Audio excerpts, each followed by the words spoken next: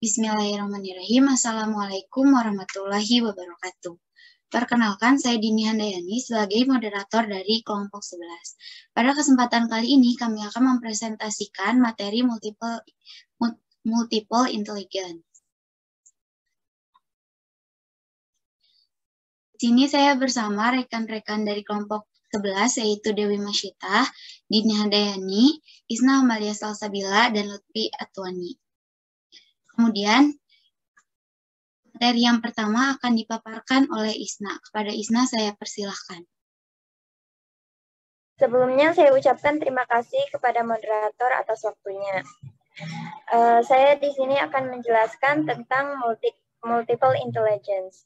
Teori multiple intelligence atau kecerdasan majemuk ditemukan dan dikembangkan oleh Howard Gardner, seorang psikolog perkembangan dan profesor pendidikan dari Graduate School of Education, Harvard University, Amerika Serikat. Gardner mendefinisikan intelijensi sebagai kemampuan untuk memecahkan problem dan membuat produk dalam suatu setting yang bermacam-macam dan pada situasi yang nyata. Berdasarkan pengertian ini bisa dipahami bahwa intelijensi bukanlah kemampuan seseorang untuk menjawab soal-soal tes IQ, tapi intelijensi memuat kemampuan seseorang untuk memecahkan permasalahan yang konkret pada situasi yang bermacam-macam. Kecerdasan dari arti bahasa adalah pemahaman, kecepatan, dan kesempurnaan sesuatu. Dalam arti kemampuan atau al-qudrah adalah memahami sesuatu secara cepat dan tepat. Begitu cepat penangkapannya, sebagai akibatnya Ibnu Sina, seorang psikolog falsafi, menyebut kecerdasan menjadi kekuatan intuitif. Pada awal mulanya, kecerdasan hanya berkaitan dengan kemampuan struktur logika atau intelek dalam menangkap sesuatu. Sehingga kecerdasan hanya bersentuhan dengan hal-hal kognitif. Namun, pada perkembangan selanjutnya disadari bahwa kehidupan manusia bukan semata-mata memenuhi struktur logika, melainkan terdapat struktur kolbu yang perlu menerima kawasan tersendiri untuk menumbuhkan aspek-aspek afektif, seperti kehidupan emosional, moral, spiritual, dan agama. Karena itu, jenis-jenis kecerdasan pada diri seseorang sangat beragam, seiring dengan menggunakan kemampuan atau potensi yang ada pada dirinya. Menurut Abu Dinata, kecerdasan secara harfiah berarti sempurna perkembangan nalar budinya, pandai dan tajam pikirannya. Selain itu, cerdas bisa pula berarti tepat pertumbuhan tubuhnya dan seperti sehat fisiknya. Selanjutnya, ada pendapat lain yang mengatakan bahwa kecerdasan adalah suatu kemampuan untuk memecahkan masalah atau membuat sesuatu yang diharapkan pada sebuah latar budaya tertentu. Rentang persoalan antara sesuatu yang dihasilkan mulai dari yang sederhana hingga yang kompleks.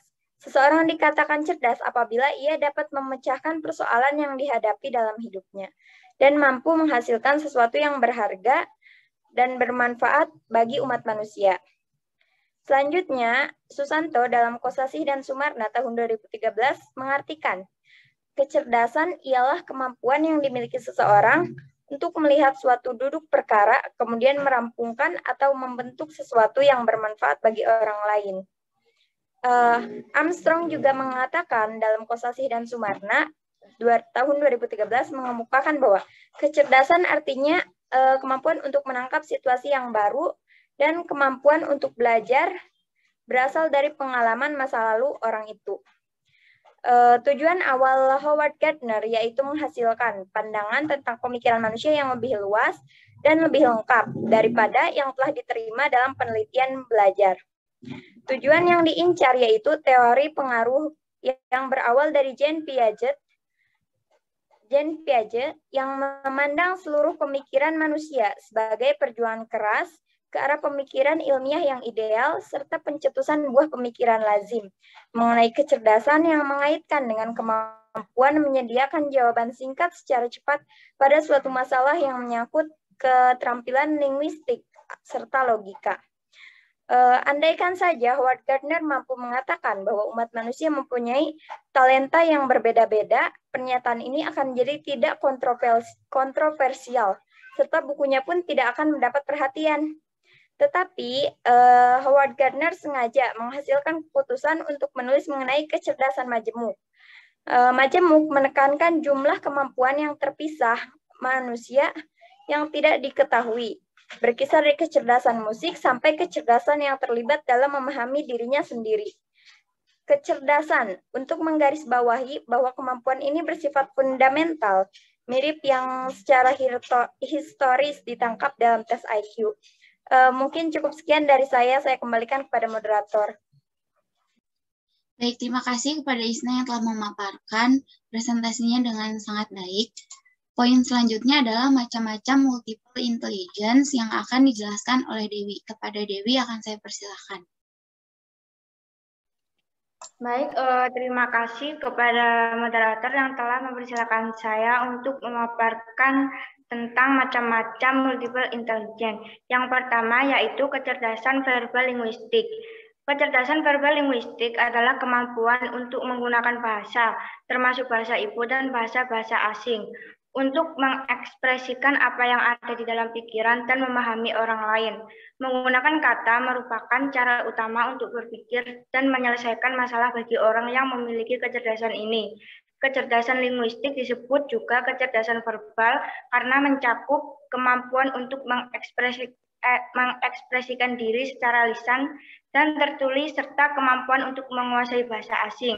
Mereka menggunakan kata atau membujuk, mengajak, membantah, menghibur, atau membelajarkan orang lain. Yang kedua yaitu kecerdasan logis matematik.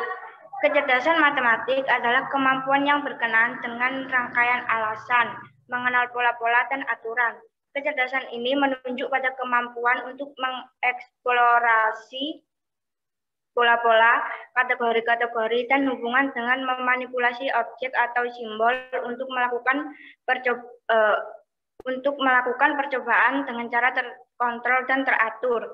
Kecerdasan matematika disebut juga kecerdasan logis dan penalaran karena merupakan dasar dalam memecahkan masalah dengan memahami prinsip-prinsip yang mendasari sistem kausal atau dapat memanipulasi bilangan, kuantitas, dan operasi.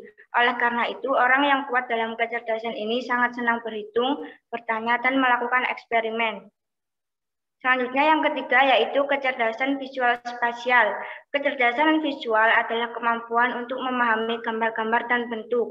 Orang yang memiliki kecerdasan ini cenderung berpikir dengan gambar dan sangat baik ketika belajar melalui presentasi visual seperti film, gambar, video, dan demonstrasi yang menggunakan alat peraga.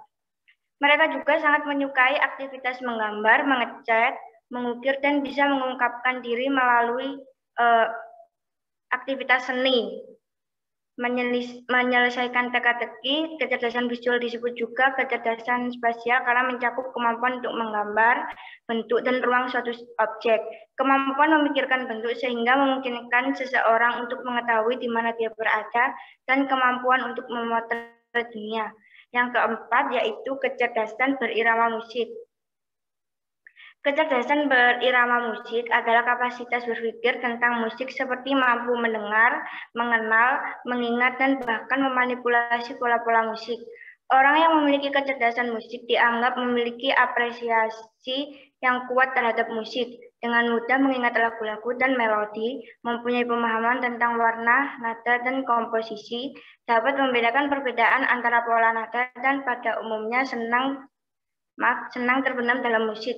Kemampuan memainkan instrumen datang dengan alamiah pada diri orang yang memiliki kecerdasan musik.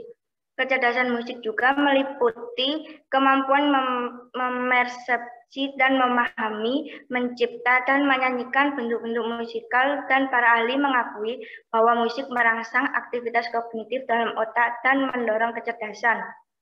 Next. Yang kelima yaitu kecerdasan jasmania kinestetik. Kecerdasan jasmania kinestetik adalah kemampuan untuk menggunakan seluruh tubuh dalam mengekspresikan ide, perasaan, dan menggunakan tangan untuk menghasilkan atau mentransformasi sesuatu. Orang yang memiliki kelebihan dalam kecerdasan kinestetik dan kesadaran mendalam Mereka mampu berkomunikasi dengan baik melalui bahasa tubuh dan sikap dalam bentuk fisik lainnya. Mereka juga mampu melakukan tugas dengan baik setelah melihat orang lain melakukan terlebih dahulu, kemudian meniru dan mengikuti tindakannya. Namun, orang yang memiliki kecerdasan ini sering merasa tidak tenang ketika duduk dalam waktu yang relatif lama, dan bahkan merasa bosan jika segala sesuatu yang dipelajari atau disampaikan tanpa disertai dengan tindakan yang bersifat demonstratif. Yang keenam yaitu kecerdasan interpersonal. Kecerdasan interpersonal adalah kemampuan untuk membaca tanda dan isyarat sosial, komunikasi verbal dan nonverbal, dan mampu menyesuaikan gaya komunikasi secara tepat. Orang yang memiliki kecerdasan interpersonal yang tinggi melakukan negosiasi hubungan dengan keterampilan dan kemahiran, karena orang tersebut mengerti keteguhan tentang empati, kasih sayang, pemahaman, ketegasan, dan ekspresi dari kebutuhan dan keinginan orang. Seperti ini mengetahui bagaimana pentingnya berkolaborasi dengan orang lain, memimpin ketika diperlukan, mengikuti jika emang keikutsertaan sangat diperlukan, bekerja sama dengan orang-orang yang memiliki keterampilan komunikasi yang berbeda-beda. Kecerdasan interpersonal berhubungan dengan konsep interaksi dengan orang lain di sekitarnya. Interaksi yang dimaksud bukan hanya sekedar berhubungan biasa saja seperti berdiskusi dan membagi suka dan duka, melainkan juga memahami pikiran, perasaan, dan kemampuan untuk memberikan empati dan respons. Yang ketujuh yaitu kecerdasan intrapersonal.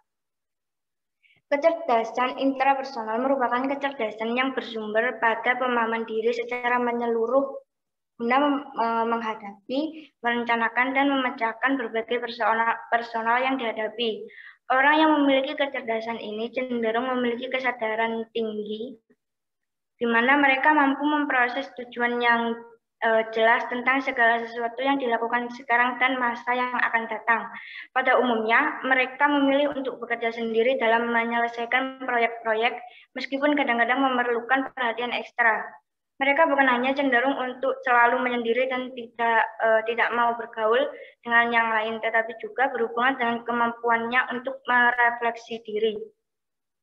Mereka dapat menghabiskan waktu dalam kehidupan sehari-hari untuk merefleksi diri, memikirkan tujuan dan keberadaan diri mereka. Jika tidak memiliki tujuan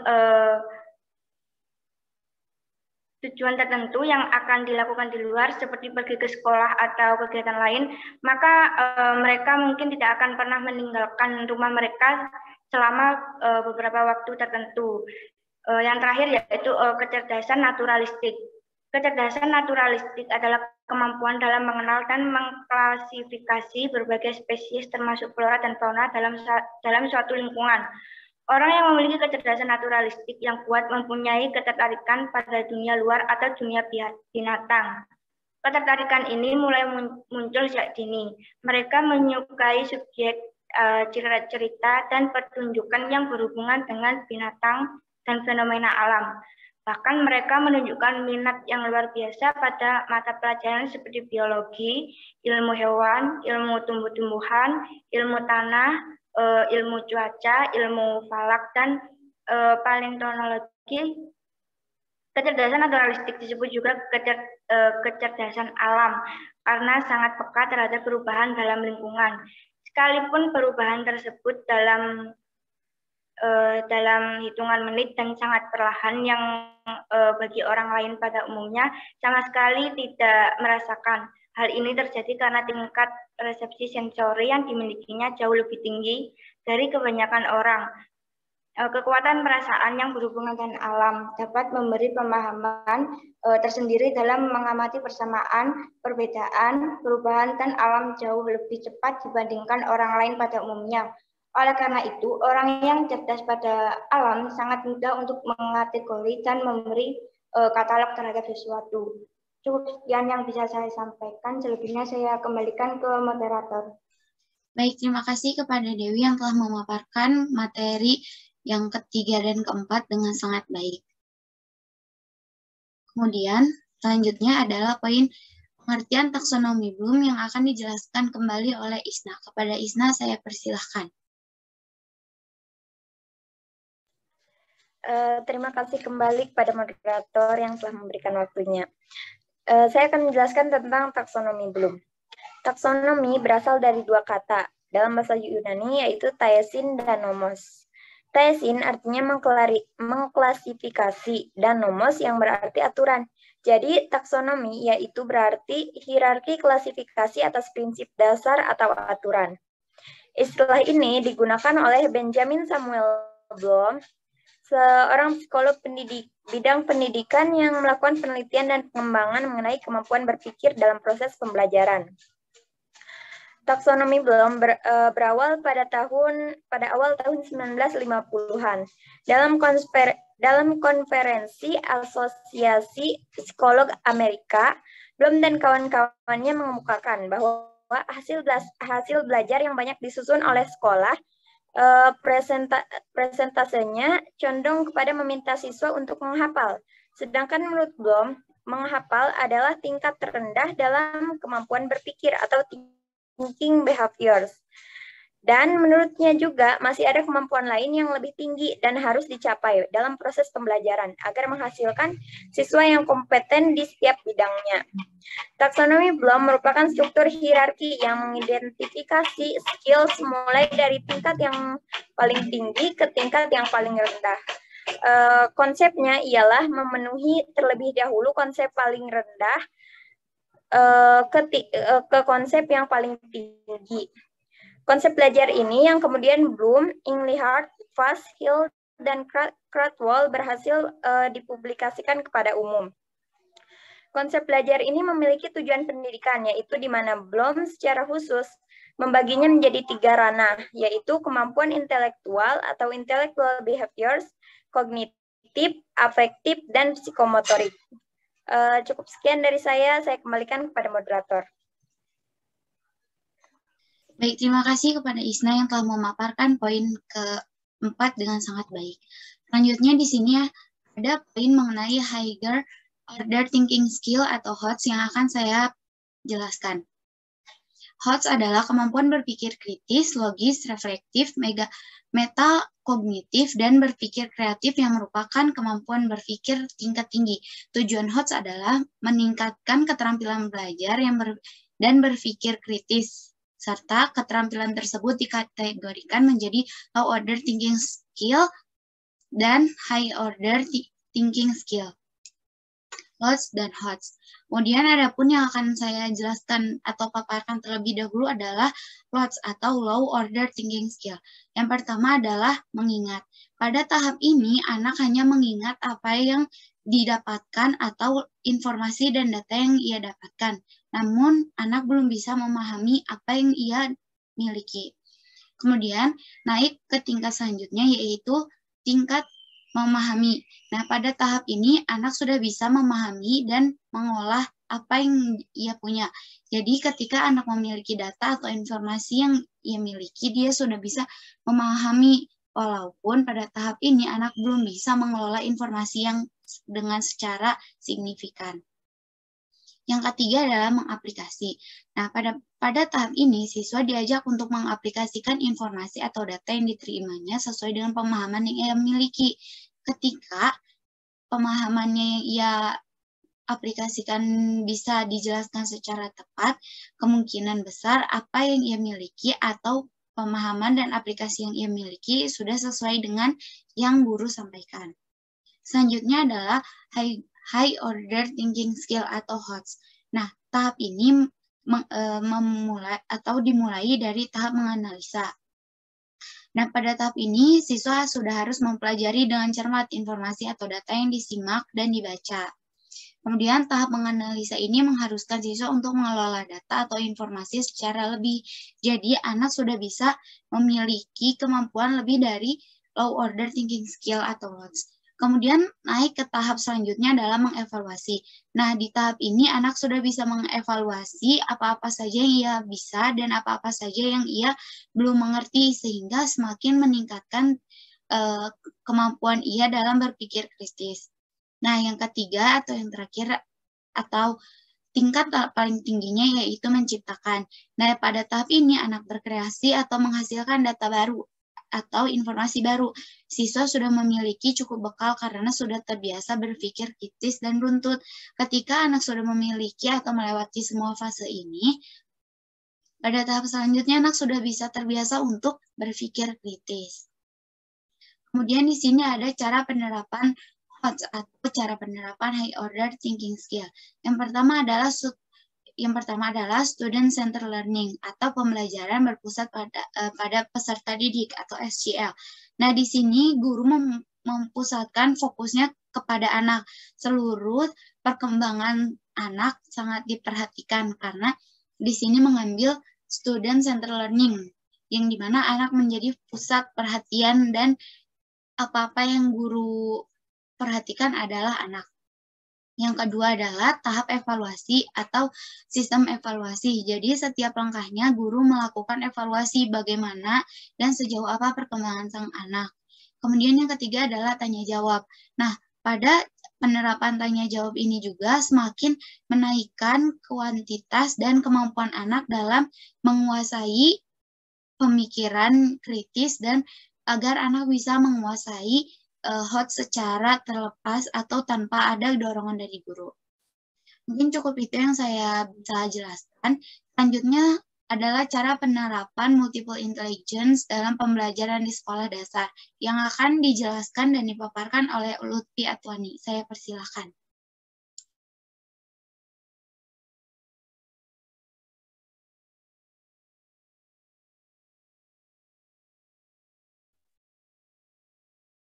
Baik, terima kasih kepada moderator. Di sini saya akan memaparkan cara penerapan multiple inteligensi dalam pembelajaran di sekolah dasar.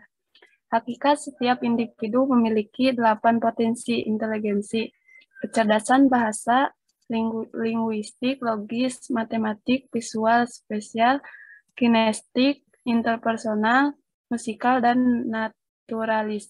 Karena semua manusia memiliki struktur otak yang sama, hanya saja inteligensi itu tidak terasa dengan baik. Setiap manusia memiliki kecerdasan dan kemampuan yang berbeda dalam memahami suatu mata pelajaran.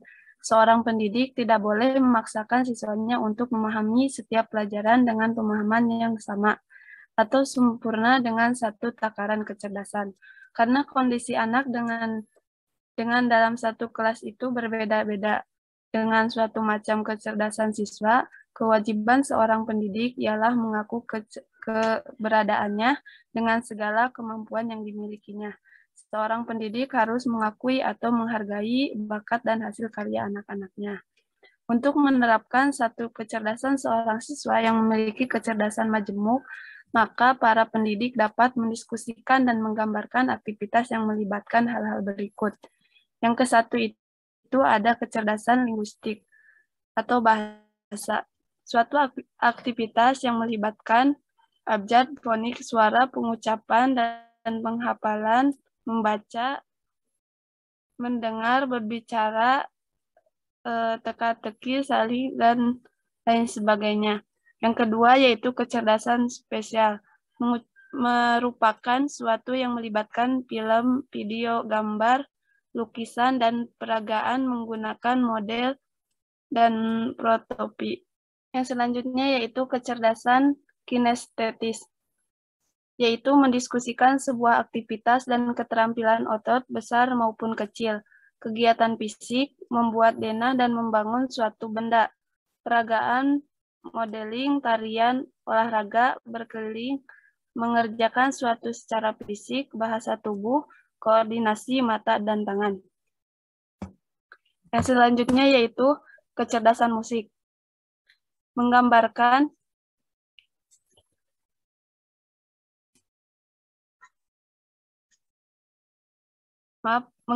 sebuah aktivitas yang melibatkan mendengarkan dan menciptakan musik baik secara vokal maupun instrumen. Memproduksikan melodi, menyelidiki dan merespon bunyi, lingkungan, dan juga musikal. Ikut serta dengan gerakan ritmik dan menciptakan ritme. Yang keenam yaitu kecerdasan interpersonal, mendiskusikan dan menggambarkan aktivitas yang melibatkan kelompok belajar kreatif atau belajar bersama. Proyek kelompok penyelesaian konflik mencapai kesepakatan, tanggung jawab organisasi sekolah dan siswa, kehidupan berteman, dan susila empati. Yang ketujuh yaitu kecerdasan interpersonal, mendiskusikan atau menggambarkan aktivitas yang melibatkan refleksi, pemikiran mendalam atau perenungan, perasaan, analisis diri, percaya diri, mandiri, harga diri, pengelolaan waktu, dan memecahkan masa depan. Yang selanjutnya yaitu kecerdasan naturalis, mendiskusikan dan menggambarkan aktivitas yang melibatkan alam dan lingkungan sekitar, misal flora dan fauna. Dengan 8 kecerdasan yang disebutkan tadi, dapat dipautkan akan menghasilkan yang lebih maksimal, karena adanya kerjasama untuk menyempurnakan kekurangan dan kelebihan dari masing-masing kecerdasan yang dimiliki seorang anak. Tentunya, setiap anak memiliki lebih dari satu kecerdasan, dari perpaduan tersebut akan menghasilkan hasil yang maksimal. Sekian pemaparan dari saya kembalikan lagi kepada moderator.